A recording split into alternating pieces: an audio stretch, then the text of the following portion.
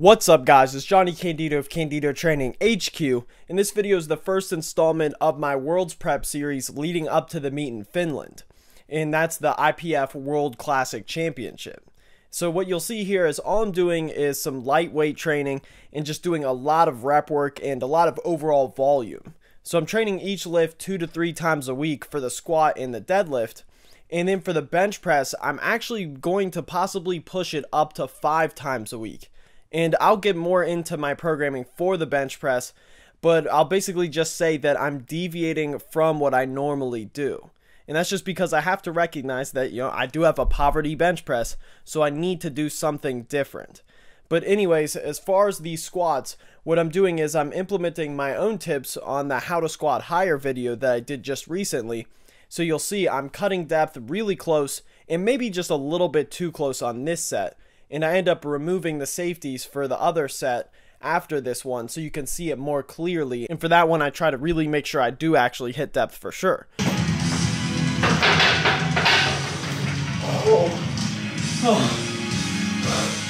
Whoa. Okay, so what happened there was basically feel like I'm gonna pass out by the end of this set because I'm just not used to doing this high of reps, and combined with the slower and more controlled eccentric, it just makes it to where the time I'm holding my breath is so much longer than I'm used to.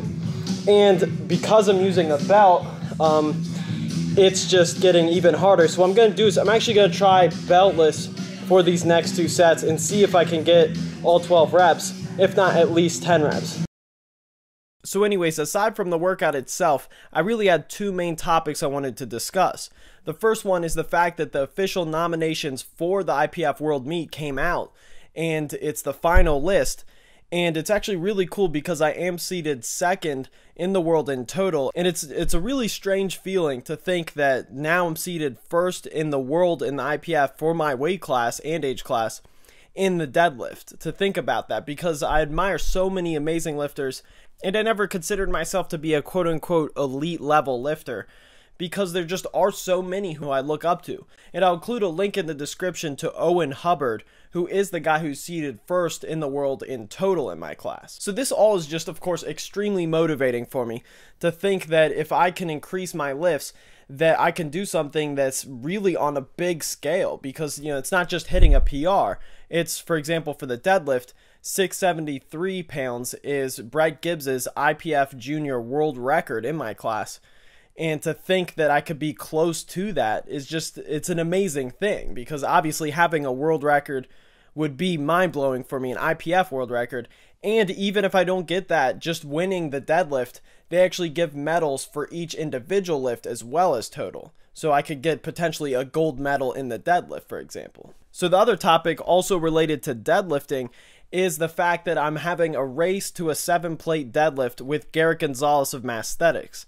And he, of course, competed recently as well as I did, and we both kind of had a disappointing final attempt on our deadlifts where we missed our 3rd attempt. And hopefully one of us will hit that 7-plate deadlift fairly soon, which would be really interesting to see too, because I've noticed that a lot of lifters now on YouTube who have popular channels can deadlift 6 plates. It seemed like the regular 500-pound deadlift now shifted to 600 pounds being the norm, but you really don't see that many YouTubers who have a 7-plate deadlift. Of course, there are many out there who do, guys like Brett Gibbs, Ben Rice, John Hack, but a lot of those guys don't necessarily get the attention that most of the other guys who are more in that 6-plate range get in terms of just views and subscribers. And for me, it's really cool to see that gap being filled in a bit, where those serious lifters who I mentioned, they're getting more and more attention, and the guys who are already getting attention are now having more pressure to really up their lifts as everybody else is improving.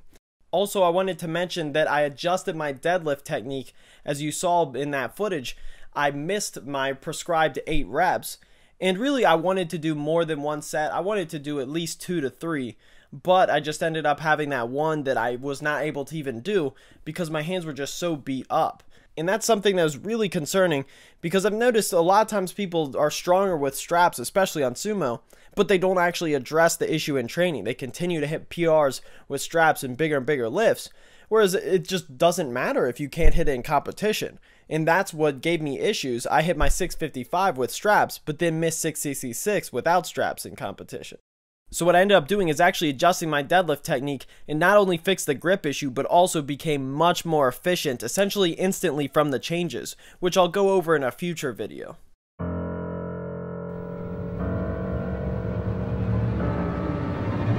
The hands of death could not defeat me. They said you were done. They said you had no chance. But you sacrificed to win.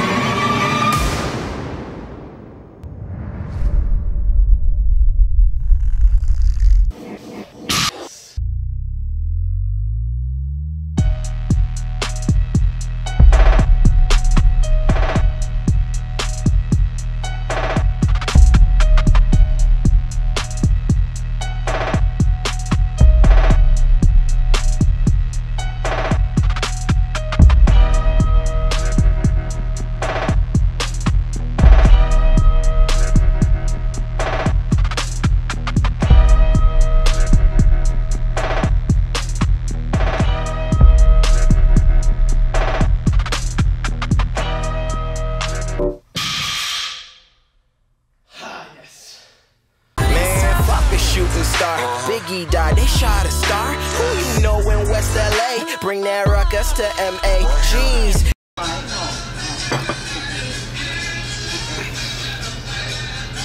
Squad.